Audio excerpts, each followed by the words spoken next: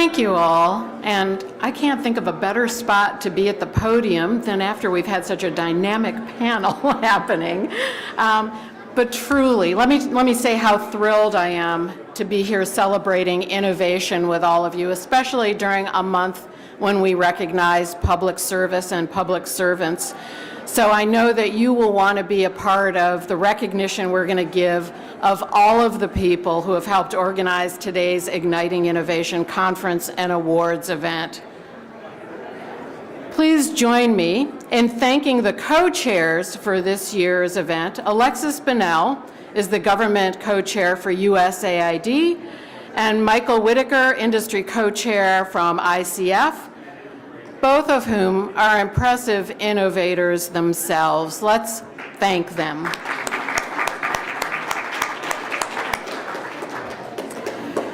And how about a round of applause for the dozens of ACT-IAC members who volunteered to evaluate the nominations. There were over 150 of them, if you can imagine. And those who worked on the planning committee that brought you this great agenda that you're enjoying today, and who have served as judges as well. And let us not forget the ACT-IAC staff that is working hard behind the scenes to make this all happen. Let's thank them as well.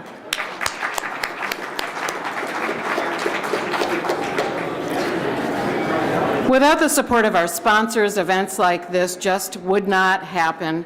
We'd also like to thank all of our Igniting Innovation sponsors. You'll see them mentioned on placards around the conference floor. And let me first mention our Diamond Terabyte sponsor, CenturyLink. Thank you. We also want to thank our Institute for Innovation sponsors, and they are also representing on the governing board for the Innovators Circle of the Institute.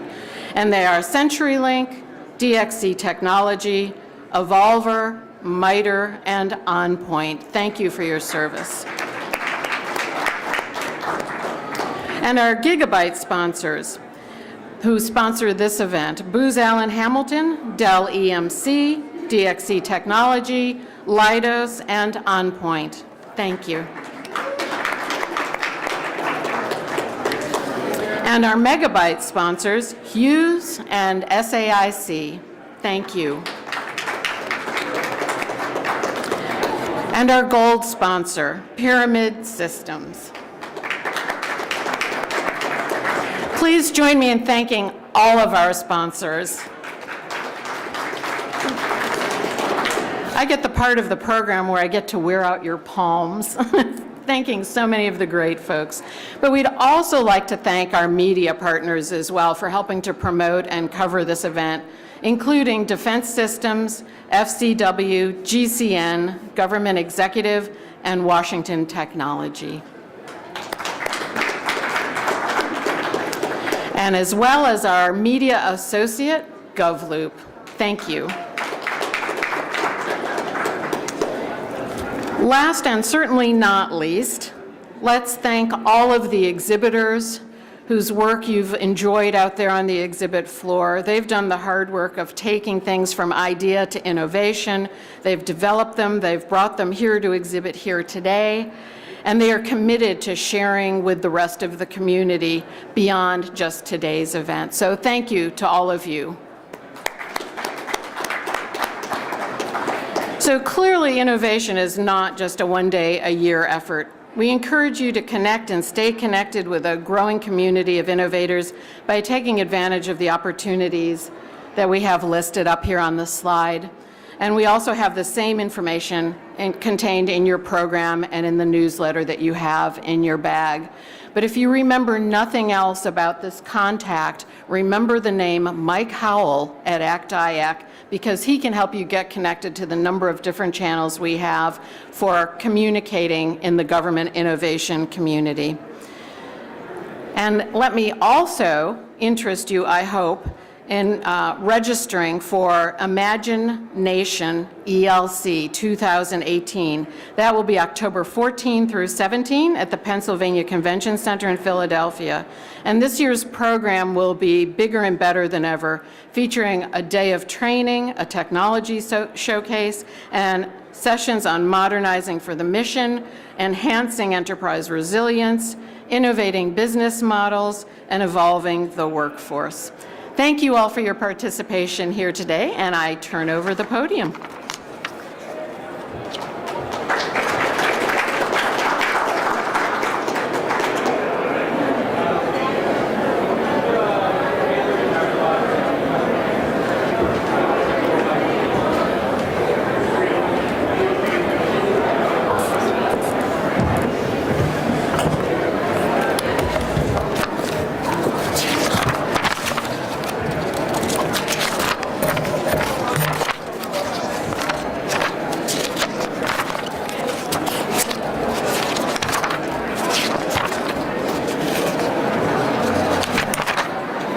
Hello again. Been up here a few times now. Mike Whitaker. We know each other well now, so you can actually start calling me Whit like everybody else does. Nobody calls me Mike or Michael, it's Whit.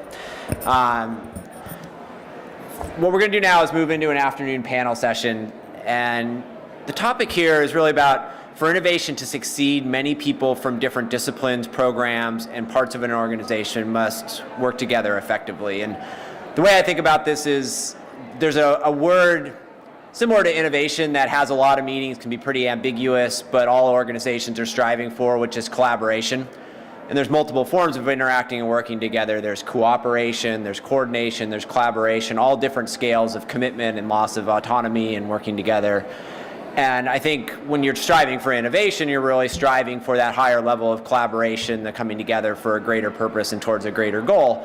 And it's important to understand how that actually works in some organizations. And so today we have a panel with Alexis Bonnell, Division Chief of Applied Innovation and Acceleration at USAID's Global Development Lab, Gayle, who's part of the Office of General Counsel at USAID, and James Randall Tift, Senior Advisor, Office of Acquisition Assistance, and Co-Senior Leader Champion for Effective Partnering and Procurement Reform at USAID. So we're talking procurement, legal, and some of the ideation side of innovation all coming together in order to advance what the organization is looking for, which I think is a tremendous story and a tremendous lesson. And the panel is going to be moderated by David Bray, Executive Director for People-Centered Internet. I think it's going to be a fantastic, really fascinating discussion, and hopefully you'll find some things to bring back to your organization around how these different components that would all go into bringing innovation about can work together and do it over time and consistently in order to drive outcomes. Thank you. So hello? Oh, that was kind of quiet. Can I get this side of the room to shout out the word change, please? Change. All right, and this side to say agents? Agents. All right, they did a little bit better. Can you say it even louder? Change? Change. Agents? Agents. And together, change agents. So part of why we wanted to do this panel and focus on the idea that innovation is a team sport is oftentimes you only see sort of the vanguard that is representing the overall collective effort that really succeeds if it is truly an inter-team effort. And so the premise that we want to be talking about is how do you galvanize that team, and how do you know when it's working when everybody's involved in an innovation effort, both contractors as well as government in public service. So Alexis, if you could go first and give us first a little bit about who you are, and then one, how do you work on a shared definition of what innovation is, and why does it matter? Yeah, so can everyone hear me okay? Can we turn us up a little bit? Is that okay? Pump up the volume. Bump up the volume. So he talks about Vanguard. Now you can hear me, right? Okay.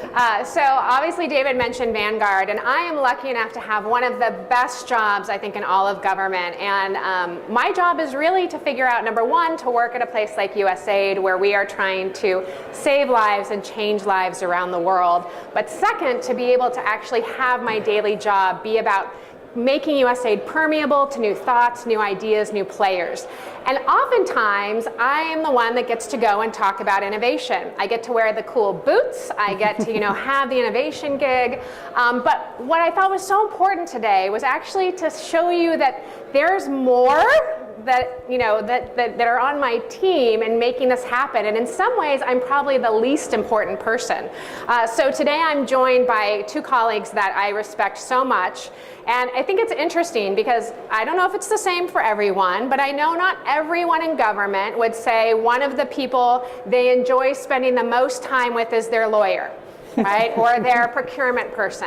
And we're so, a very odd place. I'm strange, but it really is because, our leadership at USAID really, not only valued innovation and invested in an innovation lawyer, in someone to help us transform procurement, but encourage us to work together. And so many of the things hopefully you'll hear from us today is about what taking innovation, not only from a contact sport, because it is one, but more importantly, what changing it to a team sport is. So to get to David's point, when we talk about a definition of innovation, I think we've been very lucky at USAID because we've had the space to think about innovation in about 4 different categories. One is directed innovation. So when it comes to our daily mission, helping people around the world have access to food or health, we use innovation to actually help us solve particular problems. The second is actually open innovation. So if you can imagine, we don't actually know everything we should know. And so having vehicles that allow us to be exposed to new ideas, even things we may not have been looking for. Another one is operational innovation. And what you have here are 2 amazing leaders around questioning how we change up our bureaucracy, our process to work differently. And the final one, interestingly enough, is engagement innovation. And the reason that's so important is if you want to engage, amazing thinkers around the world, you actually have to figure out how you engage them. So all of that being said, I would actually say that for me, innovation is not a particular thing or a widget. When I think about innovation, I think about innovative people. And so it's really a voracious appetite for excellence. And in reality, if you're really iterating and changing, my definition of innovation should probably change in 2 years. And that wouldn't be a bad thing. Excellent. But over that. Thank you. So Gayle, Alexis set you up and said that you are an innovative lawyer. Could you tell us a little bit more about what your role is, and then why does innovation matter in your opinion? Yeah, I'm in the, okay, there we go. Okay, I'm in the Office of General Counsel, and I have the title of Chief Innovation Counsel. So I cover the Global Development Lab as well as the Bureau for Economic Growth, Education, and Environment. And when I think of innovation, I don't think of just the next new shiny thing. So for me, my definition of innovation is probably going to remain sort of static, because my definition of innovation is that we're looking at all the different tools we have, and we're looking at how they can be used. What are new tools? What's someone doing over here? Is there a way we can do it? As a government lawyer, we have so many restrictions. In the private sector, you can basically do anything unless something says you can't do it. But in the government, you can only do something if you've got authority to do it. And so it really is, it's very tricky. The things that are being done in the private sector are not easy to do. And so what we're trying to do is those things in the private sector that are actually, we feel are really going to further the development agenda, how do we do it within our current authorities, or do we go ask for new authorities? And so that's sort of my role. Excellent, thank you. And so Randy, also Alexis teed you up and said you're an innovative acquisition expert. So tell us a little bit more about what that entails and why does innovation matter in your perspective? So thank you, David. I'll try and drill down a little bit on the example of procurement reform, which I think hopefully a lot of you can relate to. There is a story that I think is maybe apocryphal, that when Andrew Natsios, about 20 years ago, became the administrator of USAID, in his first week on the job after his confirmation, he put 10 big change ideas on the whiteboard. And as he went through his leadership of the agency, one by one, he would cross them off. And I am told that by the end of his tenure, the only thing that wasn't crossed off the list was procurement reform. And so I started in this position a little over 7 months ago, and I've had shadowy figures in the hallway approach me and say things like, you know, this really is our core business. We are a procurement agency. What you're doing is the whole ball of wax. Get it right. So No pressure. no pressure. So to get it right, I invited people like Alexis and Gayle to join the team, which we call under, some of you may not be familiar with this, but USAID has been going through a redesign. Initially a joint redesign with the State Department, although most of what USAID is doing is independent and is self-standing within the agency. Now it's referred to as transformation because we've actually made a pivot with a lot of successful achievements, including a restructure that's been publicly announced, the first restructure of the agency in over 20 years. There are a lot of exciting innovations captured just in that restructure, but the piece that we are working on, and both my colleagues here are part of this, there are about 20 people in Washington who form a core planning team for what we call effective partnering and procurement reform. Partnering is intentional, that it leads in that short slogan, because it really is about how we collaborate with partners. It's about how we engage in what's often now called co-creation or co-design. The agency has pockets of innovation everywhere. And part of my joy the first few weeks or months on the job has been to go around and discover it. And Gayle and Alexis have been my Sherpas quite often, taking me to discover those pockets of innovation and help me ask the question, why has this not been scaled or institutionalized? What prevents that?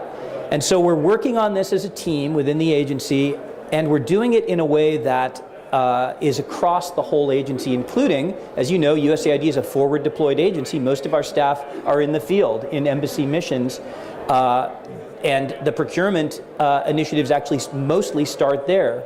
So team sport, yes. The first thing I learned when I was told to form a team is there shall be no consultants. That's probably a bad news story for some of you who may be consultants. But unlike some other agencies undergoing restructuring in the federal government, we were given that as a mandate that it must be internal.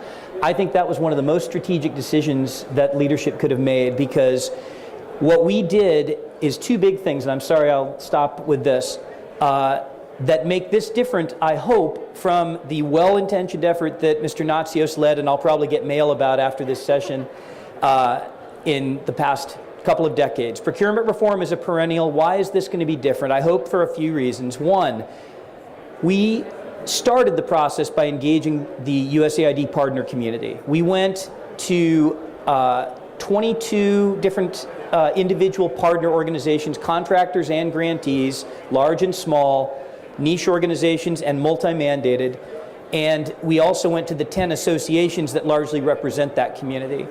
And over 275 people said their piece right up front, as opposed to sort of just validating at the end or complaining at the end about it. And the second thing is we went cross-agency right away. So we now have 100 people in the missions and DC. When I said, well, shouldn't we just have working groups in DC that consult the missions, the smart people in the room that I had gathered said no. Virtual meetings are okay if we have to have them all at 8 or 9 in the morning, because if we don't make this a co-equal effort with every kind of backstop or function in the agency involved from the get-go, we won't get it right. Thank you, appreciate it. So Alexis, Randy just gave a great example of how he involved everyone in the team exercise, but could you tell us about how do you get people involved, especially people that say, I don't have the time, or I don't want to get involved, or don't see the value? Yeah, so I think a few things. I think number one, people have to believe you're sincere about it. You have to make it something enjoyable where they feel like they're going to action. I sometimes make the joke that you have to open the door, the window, the fire hatch, kind of any way you can get someone in there. But most importantly, and I think Randy highlighted this, you really have to embrace your skeptics as equals and bring them on the team from day one. And so usually what ends up happening in innovation is someone is really passionate about an idea and they don't want anyone to kind of crush their dreams, and so they go and they try to advance it and try to advance it and try to advance it until it's going to start hitting the barriers, right? It's got to hit that. What we found is actually, stepping back and including your skeptics in the very beginning actually has been really critical to getting things over the edge. And actually, Gayle and her colleague Lee taught me something that I call peel the onion. And so one of the things, when I first came on, I was first had a lot of what I thought were good ideas. I would go to Lee or Gayle and I would say, I want to do this, right? And often what happens, if you go to a lawyer, you say, I want to do this, they'll say, no. And that's the end of the conversation. But what was so different is, I went to, Lee and Gayle and I said, I want to do this. And instead they said, what are you trying to achieve? Like, what are you trying to change? What are you trying to achieve? And what was interesting is that when I explained what I was really trying to achieve, they would back me up and say, well, then you're not really asking me if you can do that. You're asking me if you can do this, and that answer is yes. And so, generally, when we think about peeling the onion, the first question is it illegal? Okay, then stop, right? But really, 98% of the time, it's not illegal. So the next question is it against our procedures, or is it something that we haven't created value for? And the answer is, well, who wrote our procedures?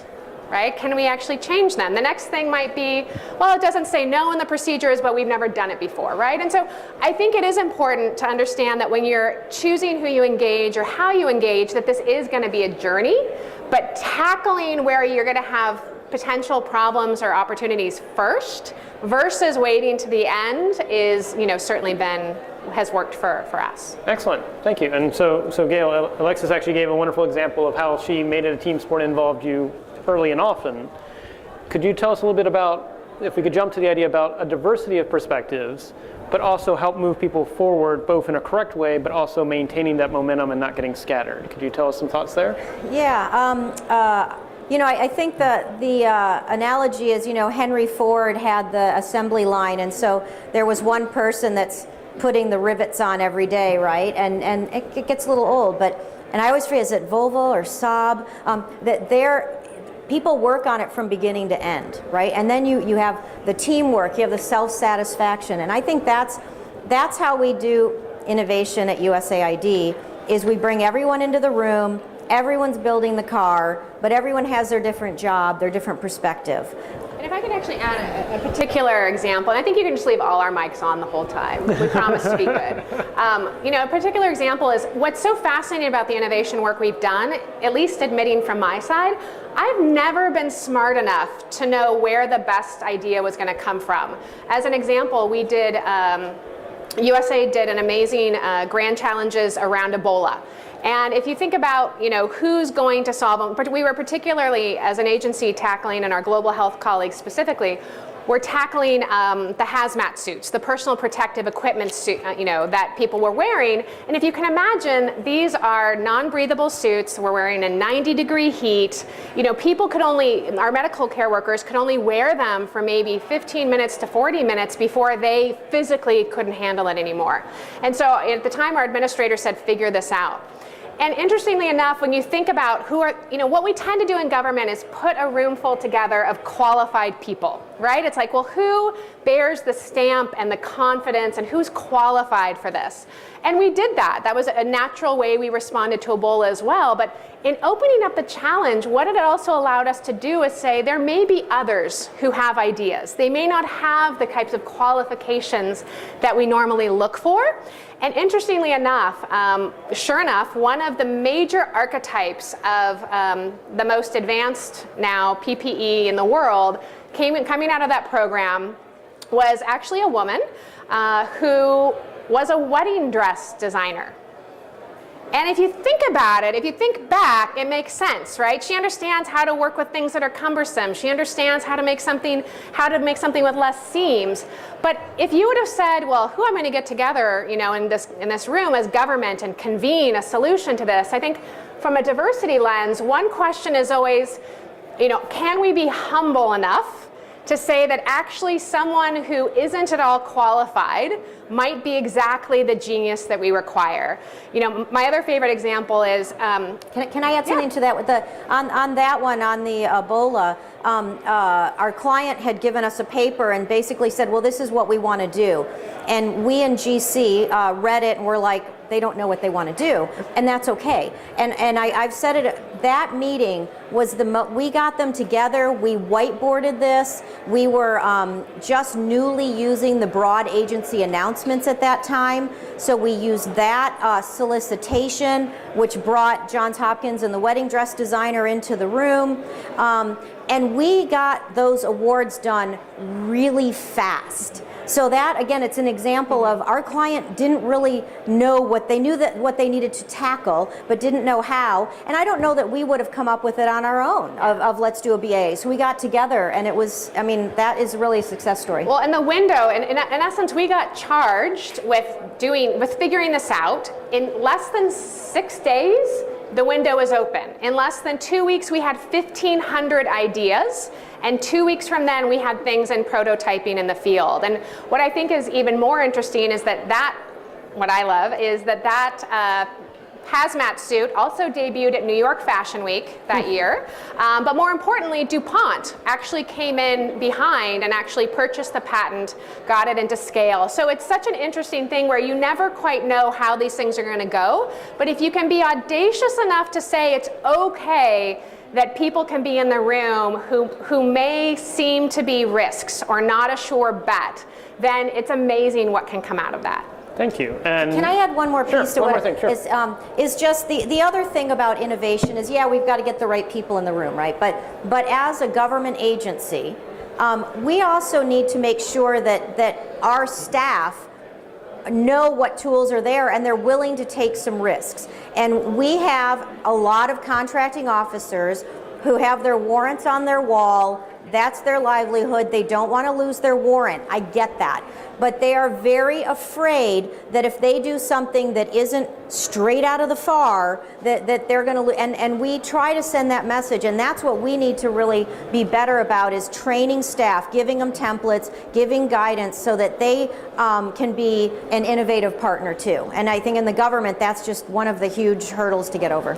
And I really like how you said it's about engaging and training to be more comfortable with taking risk, and also the example you gave, again, I'm biased because I work at the People-Centered Internet, but there's actually empirical research that shows in situations where innovative ideas are produced, more than 80% of those innovative ideas come from people that are not considered to be classic experts in the field. It's called the adjacency effect.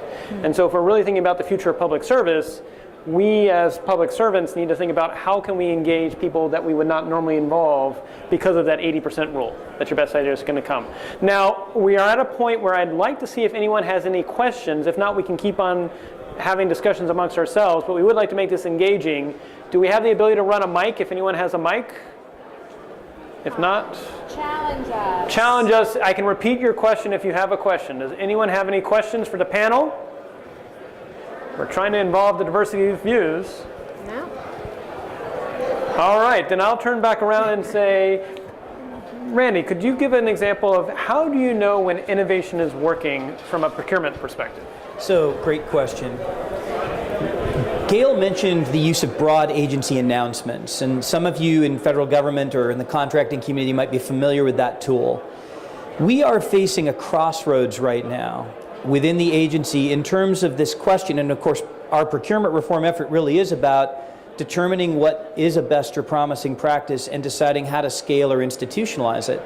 Well, now with about half a dozen years of experience with this BAA, we are seeing a couple of things. One, as Gayle described and Alexis with the example, some innovation is being generated, significant innovation, and part of this is the actors it gathers. When I hear staff tell us about a co-creation workshop as part of a BAA process, the sweet spot they report to me is often this. About a third of those who made it into the workshop, you might have 30 make the short list to get to the workshop, are traditional partners, the contractors and established grantees. About a third are local partners. So you're in Central Asia looking at how you more effectively do countering violent extremism. We don't know what to do as USAID. We're asking the partners to tell us what the objectives should be. And those local partners are likely to have a great insight on that. And the last 1/3 are the potential partners that come from nowhere. They're the Silicon Valley types. They are the ones who may have a technological innovation that could apply to a development solution that actually makes it hum. And so we've seen great success, but I mentioned earlier the external listening tour that we did at the beginning of this effort under the redesign, now transformation at USAID. The most significant critical feedback was precisely on the use of BAAs. While co-creation as a principle and as a practice is strongly affirmed, the BAAs came in for withering criticism for lots of reasons. Intellectual property is a concern. You're coming to a workshop and sharing your best ideas. How do you know that's not going to be taken up by a partner that gets the award over you, for example? Just the unruliness of these processes that produce the innovation, the team sport aspect of this. And so you could easily envision us reaching a moment where this gets too risky. The partner community might start to crow about this in the wrong places, and the criticism gets kind of like a snowball effect. I think that's where leadership comes in, and I am happy to say that leadership at the agency is oriented toward fixing this approach to procurement and not abandoning it and not ignoring the concerns that have been raised, but actually digging in, rolling up our sleeves, and figuring out how can we address these concerns and meet our partners halfway while continuing to affirm the niche partners and local partners who love this instrument. And so this is a critical moment we're at with this particular co-creation priority that the leadership of the agency has set. So Randy, you mean we might iterate? You might actually do innovation on your own innovation process. We might iterate on our own innovation process, yeah. So to pick up on that, Gayle, I mean, could you also give your perspectives from a general counsel perspective about, one, how do you know when innovation is working, and then two, sort of building on what Randy said, how do you help it scale from your perspective? Well, and I guess one of the things that, I don't think we should just innovate for innovation's sake. I have clients come to me and they just want the next shiny thing. Right. And to me, again, I'll go back to, I think innovation is understanding all the tools that you have before you, understanding what other people are doing to address this issue, and bringing in the right stakeholders to make sure you're hearing all the perspectives. And then what may come out at the end is we do a fairly traditional cooperative agreement. And to me, that's okay. And so I guess to say how it's working, to me it's just are we all considering the options prior to committing to whatever that particular award may be or may not be. There may be someone else that's doing this. We want to work more with the private sector. There are places where the private sector can achieve something much better than we can, and maybe our role in that would be helping to kind of network them with the host government, where it's a non-monetary assistance that we can provide them. But again, it's just looking at all the different ways that we can achieve our objectives. Excellent. Thank you. And Alexis? I think, at a program level, it becomes really painful, right? Because the reality is either these innovations work or they don't. And so one of the things that's really critical as we design innovation together is we have to have a voracious appetite for evidence, right? Because as many of you know, if you're change agents, the first thing someone's going to tell you is, oh, that's a shiny, fatty thing, right? It doesn't work. What's been interesting now is to be able to look back at the investments, and to be clear, USAID has made over 1,000 innovation and social entrepreneurial investments in the last 5 years or so. And so that's a lot of evidence, a lot of experimentation and learning. And so when we get down to it, it has to work, right? It's kind of all BS unless it's really working. So as an example, we have our Securing Water for Food model, where we're looking to bring in ideas that use less water and grow more crops. We're now able to say of that cohort, which I think was around 30 to start with, 6 of those innovations absolutely double agricultural yield. Wow. I'm not talking about a little more. Doubling the amount of agricultural yield that is produced. We actually were really pleased. We funded something called EFL, which was, this is going to freak maybe some of you out, a behavioral personality test to see if someone was creditworthy. So when we're dealing with extreme poverty around the world, someone doesn't have assets. They may not have the collateral. So how do you actually engage them in financial citizenry? In this case, We heard this concept, we thought, wow, that sounds crazy, but if it works, it's game changing. And not only did it work, but the credit default rate was lower than the average Western credit default rate around the world. But what was even more validating is that I think it was the Wall Street Journal named it one of the top 3 financial innovations in the world, right? And so I think what's important is, to Gayle's point, we don't just innovate for innovation's sake, and not everything that we back works. But having a really voracious appetite of understanding in the beginning, what do we expect out of it? How are we going to measure that? At what point would we kill something, or stop something, maybe a better language, and at what point would we actually put more resources into that? So that intentionality is a really important part of the process that we move forward. But again, when you're talking about having the type of impact we have, in our Development and Innovation Venture program, we actually looked at something where an investment in only 2 innovations out of 45, the impact we got back covered the entire investment of the other 43, right? So being able to be intentional enough about how you do your investment in innovation is also a big key. So Randy, you said you had one short thing to add real quick, and thanks Alexis, by the way. If I could just add one thing to what Alexis said about the first example, securing water for food. That was initiated by USAID as a grand challenge for development. And it was not only inviting innovation on the program objectives, it also used an innovative approach to soliciting partners and the awards that were made.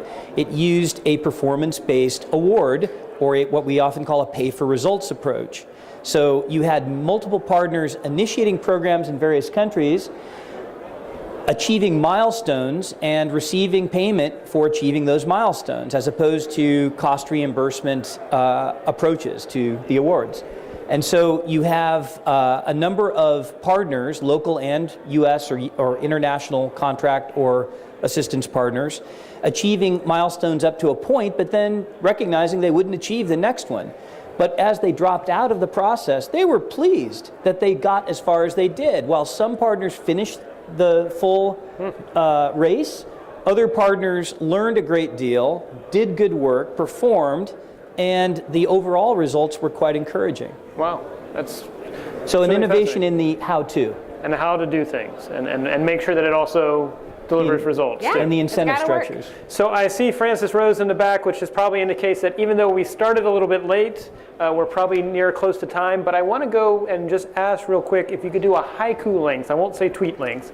I'll say haiku length. Sort of what would be anything that you would like to recommend to the positive change agents in the room as takeaways if they want to do this in their own organization? How do they get started? How they get started is go find friends. How you're successful, though, is take a moment to savor the little victories along the way and milestone them and make sure that others are getting credit for them and your leaders are aware of them, because it makes a lot longer path for you moving forward. Thanks, Alexis. Gayle? I guess I would just say don't presuppose the solution. Excellent. And thank you. And Randy? Echoing Alexis, esprit de corps counts for a lot. How you build the team, making sure you look at overcoming rough edges or relationships early, building a team that really does have unity and a sense of purpose. And so teams at different levels. Like I said, there are probably at least 100 USAID staff across the globe involved in 4 working groups under effective partnering and procurement reform as one project under transformation. And I'm actually going to spill. Last word? Sure. Last word. I'm going to spill a survey fact that hasn't come out publicly yet, but I will spill it here. Yeah, You've so a heard it little here tidbit first. for those of you who are in the room. We did a survey that in essence looked at our industry, so the international development humanitarian industry, and asked people in 10 years, what type of person was going to be most valuable? Was it going to be a technical specialist? Was it going to be a generalist? Was it going to be an integrator? And interestingly enough, we've done this survey now a couple times. 76% of people said the model of the future, as far as the capacity of those that would be truly successful and most valued, were integrators. So to Randy's point, the ability to